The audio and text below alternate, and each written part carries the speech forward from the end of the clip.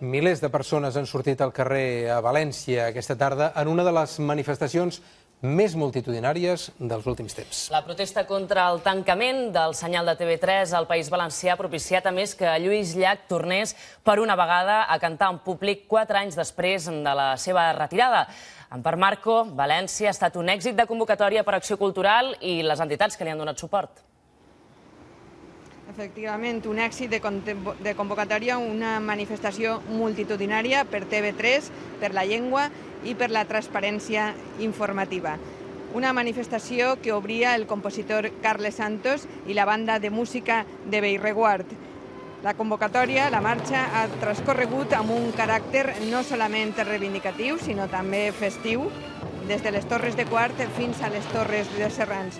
14 entitats eren les convocants i també nombrosos partits polítics que donaven suport tant valencians com catalans.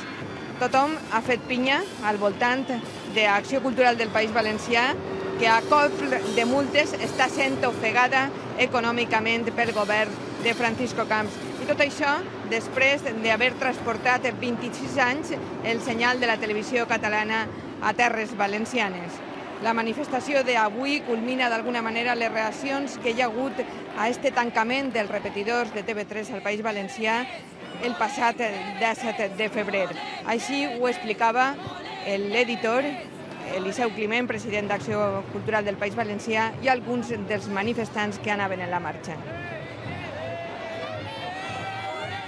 Esta manifestació, evidentment, és per TV3, és per la llibertat d'expressió i és per la democràcia. Aquí hem d'estar encara en una manifestació per la democràcia, perquè és demòcrata una diputació que ha negat la plaça de Bous perquè actuï Lluís Llach, és demòcrata un ajuntament de València que ha negat poder posar el piano de Lluís Llach, l'ha negat.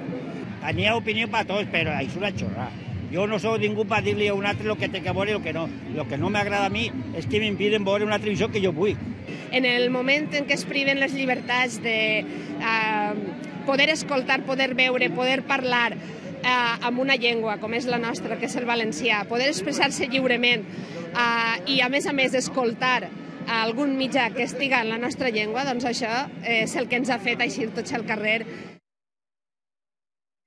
Avui hem vingut fins a aquestes Torres de Serrans, obertes a la ciutat i tancades al mal d'Almansa, per dir ben alt i ben clar en el nostre català de València que no ens tancaran i per dir també que TV3 és nostra, la volem, la recuperarem.